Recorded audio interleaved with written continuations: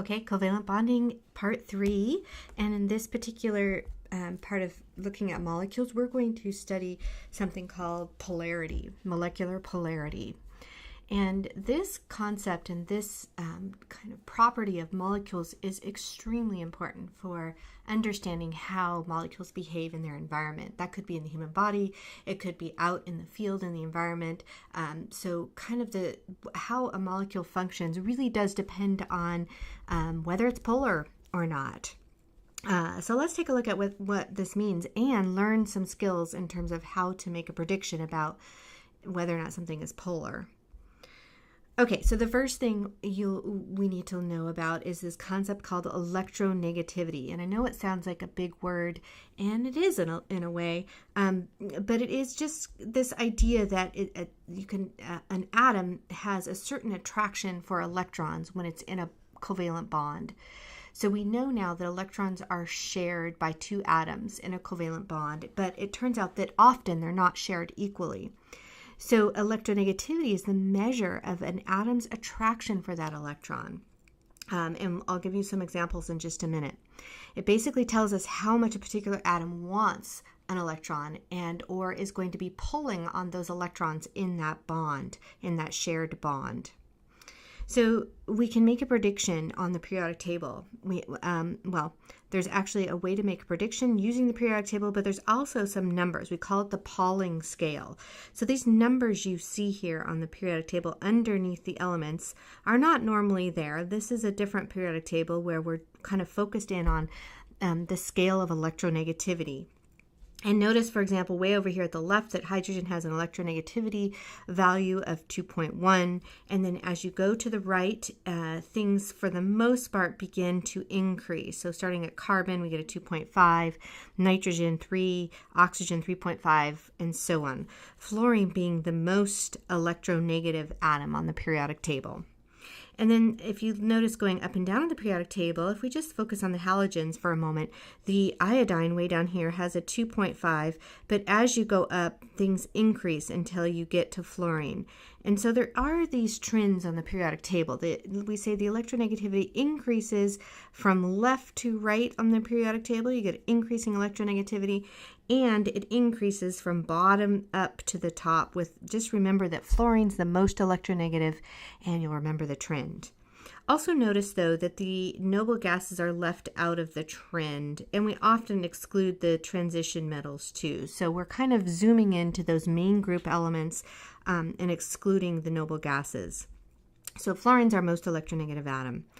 What that means is that if fluorine's in a bond with, let's say, carbon, like this, fluorine is going to be pulling more of this shared electron pair towards itself. So we might draw something like this to show that, okay, that bond, those electrons are actually being pulled more towards fluorine. And so that's the idea. It's we say fluorine's more electronegative than carbon, and so it's pulling more of those shared electrons towards itself.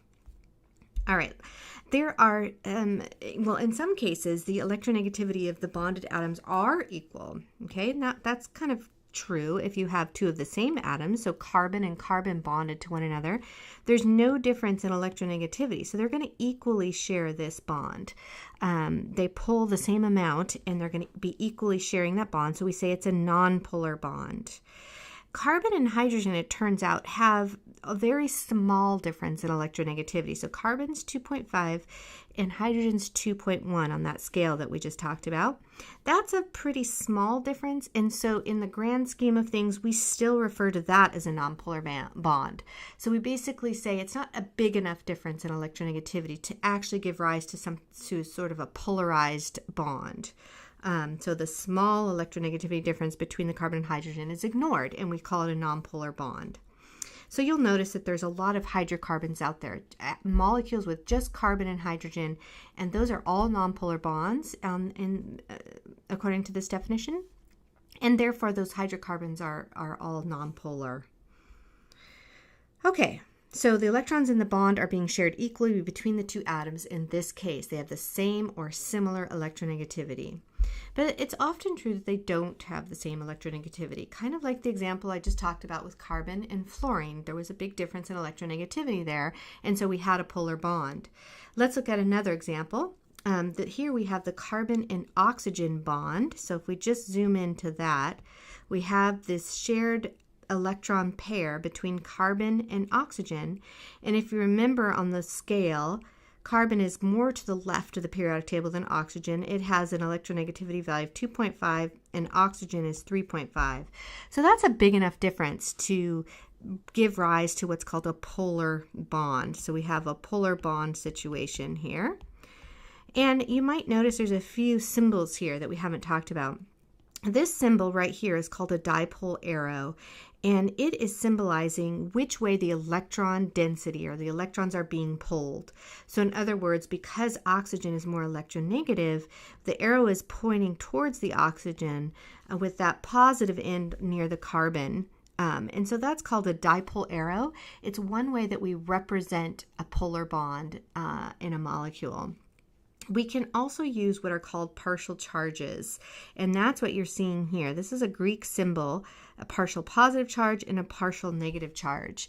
And that's kind of this interesting idea that we're not giving rise to a full ion. We're not transferring an entire electron like we do with ionic compounds, but rather we're sharing this polar bond unequally such that the oxygen has a partial negative charge. It's got more electron density pulled towards it, not a full electron increase, but partially, and that leaves carbon a little bit positive because it's taking some of this shared electron, more of it's going towards the oxygen, and carbon is then left with a slightly positive charge. So those are those symbols. These are kind of important symbols, partial charges and the dipole arrow. It's what we use to represent polarity, bond polarity. Okay, a little bit more on representing polarity. We did talk about the partial charges. So chlorine in this case is more highly electronegative than hydrogen. So it has its negative charge, its partial negative charge here. And hydrogen has a partial positive charge here. And then you see the dipole arrow going in the direction of, pointing in the direction of the more negative, more electronegative atom in that bond. All right, in terms of a summary, this is a nice table in your book. This kind of allows you to understand how big the electronegativity difference needs to be in order for something to be called polar covalent, so these polar bonds we were just talking about. It turns out that the way we've drawn the line in the sand as chemists is that if you have an electronegativity difference between 0.5 and 1.9, then you have a polar covalent bond. And if it's less than 0.5, then you have a nonpolar bond. And we consider them to be sharing somewhat equally. And then greater than that would be ionic, a complete transfer of electrons. So we're kind of off the scale of the covalent compounds. So that can be true where if you take two things that have a really wide electronegativity difference, then we can consider that an ionic bond. So this might help you kind of think through, how do I know when it's ionic or when it's covalent or polar covalent or when it's nonpolar covalent? And this chart will give you a little bit of a hint along those lines.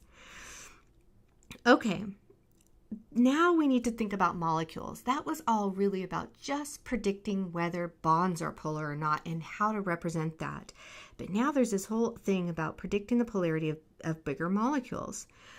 So the polarity of the individual bonds and the overall shape of the molecule are the two things we're going to be considering when making this prediction.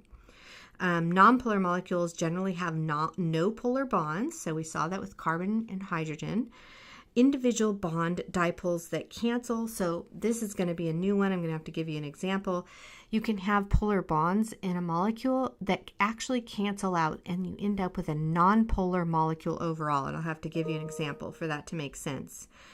Polar molecules generally have one or more polar bonds, so there we go. We've got to have polar bonds present, so you're looking for those. And then you also have to have individual bond dipoles that do not cancel out. And again, I'll give you this. We have to really talk about this canceling out business with dipoles. So let's look at some examples. So if we just, we'll come back and read that in a minute, but if we just come down to an example down here, notice that remember that the difference between carbon and hydrogen is not considered a polar bond, so we don't need to write anything along those lines. But we know that the bond between carbon and oxygen is polar. We saw that in the last example. So we had a partial positive and a partial negative. Our dipole arrows in this direction. And so it has one polar bond. There's nothing really for it to cancel that out, and so it's considered a polar molecule. So there we go. Now in this case, this is something that will be nice for you to build in a laboratory, actually, and using a model set. But BF3 has 3 polar bonds, so there is an electronegativity difference between boron and fluorine. But because they all point, this is an ideal shape, it's a trigonal planar shape, these 3 dipole arrows cancel out in 3-dimensional space. So if you know anything about vectors, that might make sense to you, but I will try to show you an example of that in class so that you can get a sense of what I mean by canceling out. But again, if we have ideal geometry, the shape is trigonal planar here, those are going to cancel out. And it's a nonpolar molecule. Okay, for ammonia here, notice that we do have a polar bond. So we have these dipole arrows along the nitrogen-hydrogen bond pointing towards nitrogen. But basically what happens is this lone pair of electrons throws off the shape of this, and so these dipoles cannot cancel out. So almost any time you have that lone pair of electrons, you're not going to have an opportunity for those dipoles to cancel out. So you're always going to get a polar molecule. All right, and then what about CH2Cl2? In this case, you have 2 nonpolar bonds, these right here, and you have 2 polar bonds. So we've got the chlorine-carbon bonds as polar. And it turns out that because you have different atoms around the central atom there, around the carbon, the chlorine-carbon dipole does not cancel out. These cannot cancel out. In fact, they add up to a net dipole that goes out in space that way. So you can draw an overall net dipole moment for a molecule. Again, the canceling out, you have to have ideal geometry. Going back to BF3 here, you've got 3 of the same atoms. They can't be different, like in this example over here. This was 4 different, 2 different atoms, so things aren't going to cancel out. And you also have to have ideal geometry. In other words, ideal trigonal planar in this case. Now in this one here, if all of the atoms had been the same, like all chlorine, for example, then they would cancel out and you'd have a nonpolar molecule. All right, so let's just look at CO2. In this case, we do have 2 dipoles going out towards oxygen, but because we have ideal geometry, this cancels out to be nonpolar. So interesting, huh? Again, we can look at those representations. We've got the dipoles, but the overall dipole moment is 0. Those cancel out. Okay, and then we can look at water as another example. Water very clearly has these 2 lone pairs. Again, I kind of mentioned that anytime you have those lone pairs, you're going to have polarity because nothing can cancel out. So we do have dipole moments in polarity going from hydrogen to oxygen. You've got a difference in electronegativity between hydrogen and oxygen. Those dipoles cannot cancel out, and in fact the overall dipole arrow is this one here, so it kind of goes up through the oxygen. Those dipoles actually add up to give you an overall dipole moment in this way for that molecule. So there's a lot of polarity in the water molecule. Okay, and so finally we've got this question for you. What do you think about these 2 here? This one, you notice that we've got dipole arrows going out towards chlorine. But I'm curious, do you think they cancel out? And they're all the same atom around, so yes, they cancel out, and this is nonpolar. But check out this one. You've got this one different atom out here. This is a hydrogen, so this is chlorine, chlorine, chlorine, and hydrogen. Because you've got these same dipoles, right? Kind of like the first molecule. But because this one hydrogen is different, it throws off the geometry there, and you cannot cancel out these dipoles. So overall, this one is polar.